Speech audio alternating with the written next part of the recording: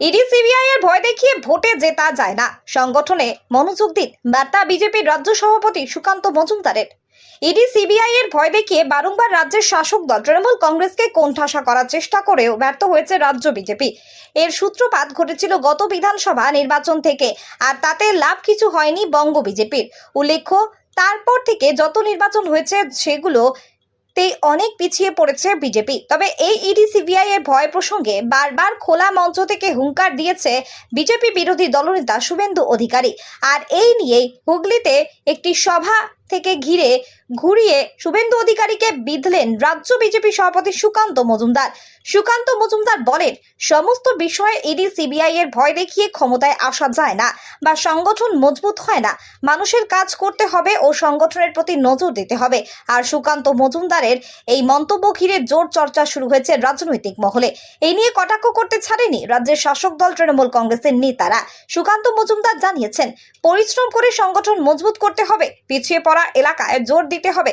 কর্মীদের মনোভাব থাকে ভোটের আগে নেতাদের জেলে ঢুকিয়ে দিন, আমরা সহজেই দিতে যাব, কিন্তু তা বাস্তবে সফল হয়নি। তাই কর্মী নেতাদের এই মনোভাব থেকে সরে আসার নির্দেশ দিয়েছেন বিজেপির রাজ্য সভাপতি সুকান্ত মজুমদার। তবে প্রশ্ন উঠেছে, এটা কি সুকান্ত মজুমদারের নিজস্ব ভাবনা নাকি কেন্দ্রীয় নেতৃত্বের নির্দেশ?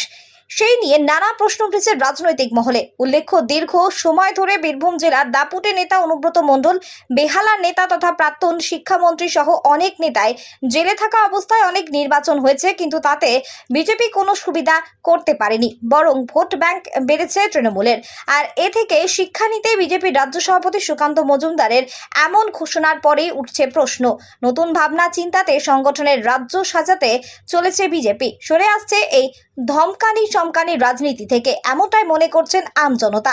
তবে এই ইডি সিবিআই এর মন্তব্য সব থেকে বেশি শুভেন্দু অধিকারী প্রকাশ্য সভা থেকে করেছেন, তাই সেই পথে গোটা বিজেপি নেতৃত্ব পরিচালিত হয়েও কোনো লাভ হয়নি। এর ফলে বরং সরে গিয়েছে বিজেপির পায়ের তলার মাটি।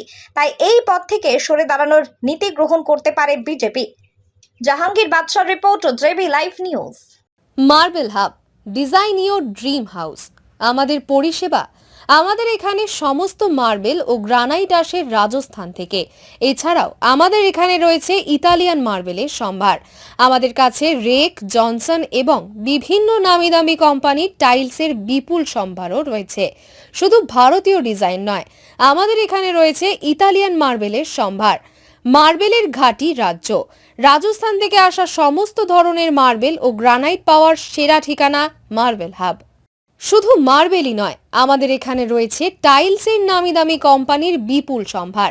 তাই আর দেরি নয়, আপনার স্বপ্নের বাড়িকে সাজাতে বিশ্বাসযোগ্য ও আপনার সাধ্যের মধ্যে মূল্য ও উন্নত মানের মার্বেল পাওয়ার একমাত্র ঠিকানা মার্বেল হাব।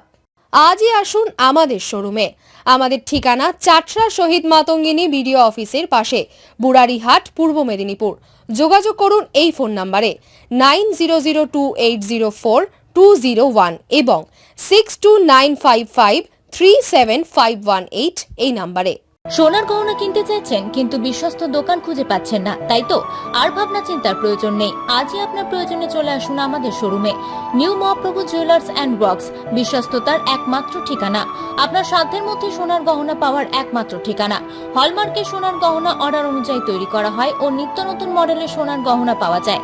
এছাড়াও কম দামে খাঁটি গ্রহরত্ন, রূপোর গহনা, শাখাপলা সহ সোনা ও রূপোর সমস্ত জিনিস সাধ্যের মধ্যে দিয়ে থাকি। আমাদের ঠিকানা মিলননগর, পশ্চিম বাজার, সোনা পেত্তার টোল প্লাজার নিকট, গোবিন্দপুর, পূর্ব মেদিনীপুর। আমাদের ফোন নাম্বার 8016055885 অথবা 7001738190। বন্ধ্যাত্ব কোনো অভিশাপ নয়, এটি চিকিৎসার মাধ্যমে নিরাময় সম্ভব। পূর্ব মেদিনীপুরের সর্বপ্রথম টেস্ট টিউব বেবি সেন্টার এখন তমলুকে। যোগাযোগের ঠিকানা উত্তরণ ইনফার্টিলিটি ক্লিনিক প্রাইভেট লিমিটেড, পদুম বসান, আদি মোহিনী মোহন কাঞ্জিলালের পাশের গলিতে। যোগাযোগ 9679225556 এই নম্বরে।